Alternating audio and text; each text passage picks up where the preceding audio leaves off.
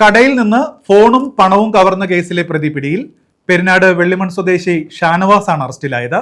CCTV ദൃശ്യങ്ങളുടെ അടിസ്ഥാനത്തിൽ നടത്തിയ പരിശോധനയിലാണ് ഇയാൾ പിടിയിലായത്. സ്റ്റേഷനറി കടയിൽ നിന്നും ഫോണും പണവും സാധനങ്ങളും കവർന്ന കേസിലെ പ്രതിയാണ് പിടിയിലായത്.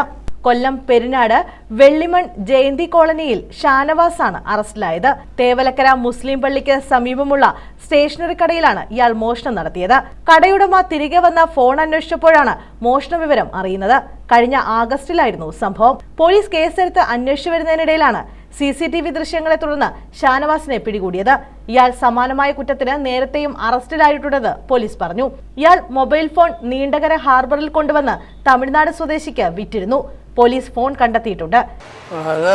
3 മണിയായപ്പം ഞായറാഴ്ച ദിവസമായിരുന്നു.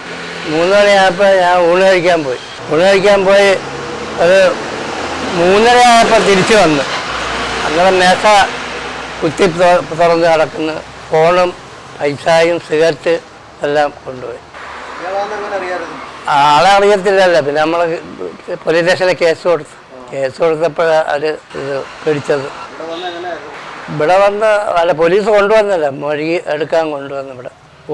ആരും സമ്മതിച്ചു. Chavara Thekkumbhagam SHO Shyamurali, principal SI Dileep, SI Pradeep എന്നിവരടങ്ങിയ സംഘമാണ് ഇയാളെ പിടികൂടിയത്.